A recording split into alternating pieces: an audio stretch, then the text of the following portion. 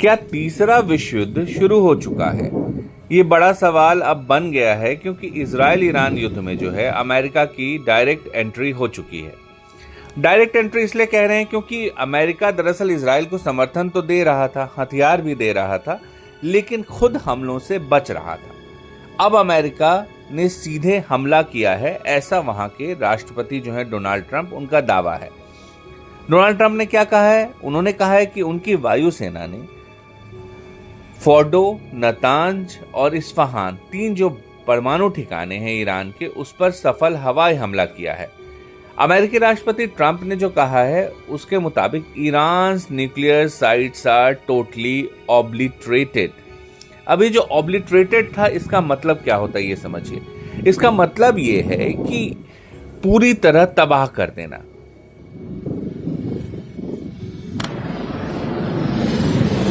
यानी अमेरिका का दावा है कि जो 3 परमाणु साइट्स हैं फोर्डो, नतांज और इस्फहान में, उसे उसने पूरी तरह तबाह कर दिया है।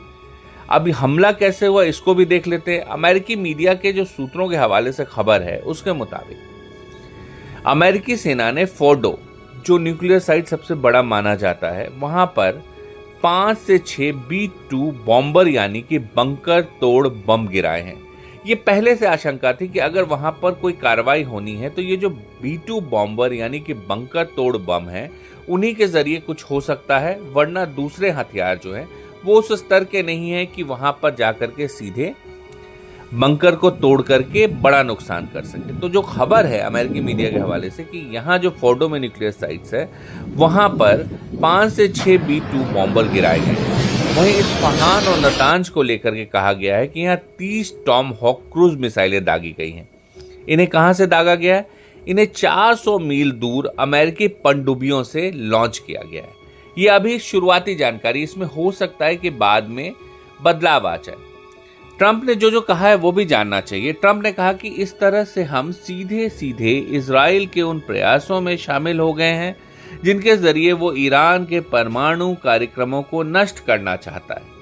Our objective was the destruction of Iran's nuclear enrichment capacity and a stop to the nuclear threat posed by the world's #1 state sponsor of terror. Tonight I can report to the world that the strikes were a spectacular military success. Iran's key nuclear enrichment facilities have been completely and totally obliterated.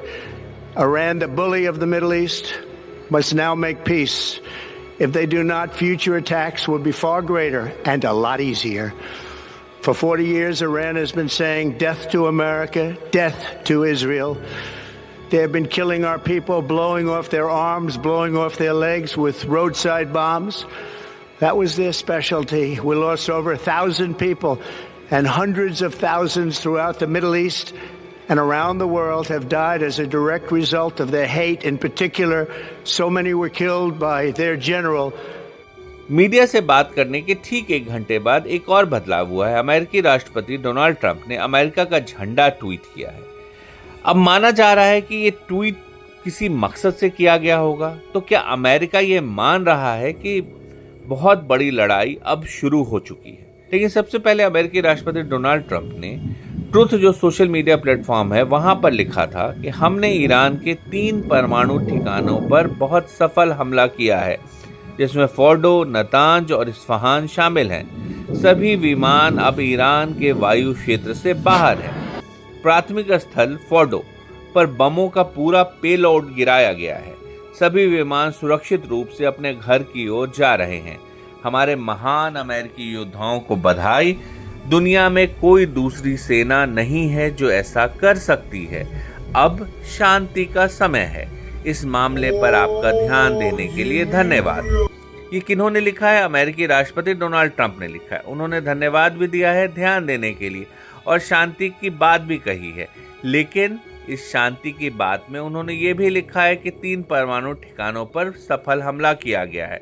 ये हमला जो है ये भारतीय समय अनुसार रविवार सुबह करीब 4:30 बजे हुआ है। अब जो है ये स्पष्ट हो गया कि अमेरिका जो है वो सीधी जंग में कूद पड़ा है। ईरान क्या करेगा इसे देखना होगा। इस कार्रवाई पर इजराइल काफी खुश है। इजराइल के प्रधानमंत्री बेंजामिन नेतन्याहू ने अमेरिका का शुक्रिया अदा किया है। नेतन्याहू ने कहा कि अमेरिका वास्तव में बेजोड़ है। इसने वह किया है जो धरती पर कोई दूसरा देश नहीं कर सकता। इतिहास दर्ज करेगा कि राष्ट्रपति ट्रंप ने दुनिया के सबसे खतरनाक शासन, दुनिया के सबसे खतरनाक हथियारों को नकारने के लिए काम किया है। नेतन्याहू ने राष्ट्रपति ट्रंप को सैन्य कार्रवाई के लिए बधाई दी और उन्हें शुक्रिया कहा है। नेतन्याहू ने आगे कहा है कि ऑपरेशन राइजिंग लाइन में इजराइल ने वाकई शानदार काम किया है, लेकिन आज रात ईरान की परमाणु सुविधाओं के खिलाफ की गई कार्रवाई में अमेरिका बेजोड़ रहा है। तो ये तमाम जो इजराइल है और अमेरिका है वो एक तरफ है और ईरान दूसरी तरफ है। ये जो जंग है इजराइल और ईरान के बीच, ये शुरू कब हुई थी इसे भी जानना जरूरी है। 13 जून को शुरू हुई थी और अभी तक जो अंतर्राष्ट्रीय मीडिया तमाम खबरें आ रही हैं उसके मुताबिक ईरान में 657 लोग और इजराइल में 24 लोगों की मौत हुई है। हालांकि ईरान जो है वो संख्या कम बता रहा है, उसका कहना है कि इतने लोग उसके यहाँ नहीं मारे गए, लेकिन दोनों तरफ बड़ी संख्या में लोग घायल हुए हैं। ईरान ने भी इजराइल पर हमला किया है, इजराइल ने भी ईरान पर हमला किया है, यानी दोनों देश एक दूसरे के सामने कमतर नहीं दिख रहे हैं फिलहाल। लेकिन अब इस युद्ध में अमेरिका उतर गया है। अमेरिका के उतरने से हो ये रहा है कि इजराइल जो है वो ज्यादा ताकतवर होकर के सामने आ सकता है। ईरान कह रहा है कि वो हमला करेगा, वो अब बदला लेगा जो उसके देश पर इस तरह से अमेरिका ने हमला किया है। लेकिन सवाल यह है कि ईरान किस तरह हमला करेगा या किस तरह बदला ले सकता है। ईरान के परमाणु ऊर्जा एजेंसी जो है उसने कहा कि अमेरिका के मिसाइल हमलों के बाद भी फोर्डो, नतांज और इस्फहान में कोई रेडिएशन लीक नहीं हुआ है। यानी जो हमला अमेरिका ने किया जिसमें उसने कहा कि उसने नेस्तनाबूद कर दिया है परमाणु ठिकानों को, लेकिन उसके बारे में ईरान की परमाणु ऊर्जा संस्था का कहना है कि कोई नुकसान उस तरह का रेडिएशन नहीं वहां से लीक हुआ है।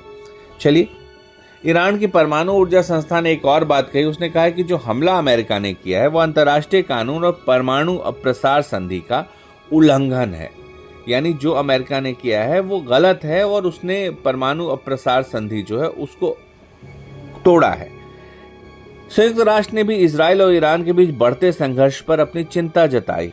महासचिव जो एंटोनियो गुटेरेस हैं, उन्होंने कहा कि हालात बहुत खतरनाक हो गए हैं और अब यह जंग तेजी से नियंत्रण से बाहर जा सकती है, जिसका बहुत बुरा असर आम लोगों, पूरे इलाके और दुनिया पर पड़ेगा।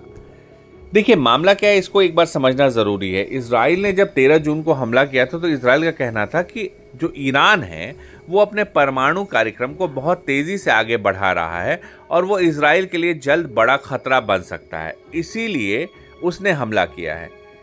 अमेरिका ने उस वक्त हमला तो नहीं किया, लेकिन इजराइल का उसने सपोर्ट किया था। राष्ट्रपति डोनाल्ड ट्रंप ने ये तक ट्वीट किया था कि ईरान के जो सुप्रीम लीडर हैं वो उनके निशाने पर हैं और उन्हें पता है वो कहाँ हैं, लेकिन वो उनको खत्म नहीं करने जा रहे हैं। और उन्होंने कहा था अनकंडीशनल सरेंडर की बात कही थी। ये भी उन्होंने ट्वीट में लिखा था कि अनकंडीशनल सरेंडर हो।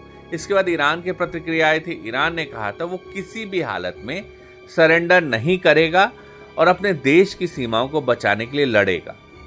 तो ये लड़ाई जारी है और अमेरिका के आने से ये लड़ाई बहुत ज्यादा दिलचस्प और खतरनाक हो गई है।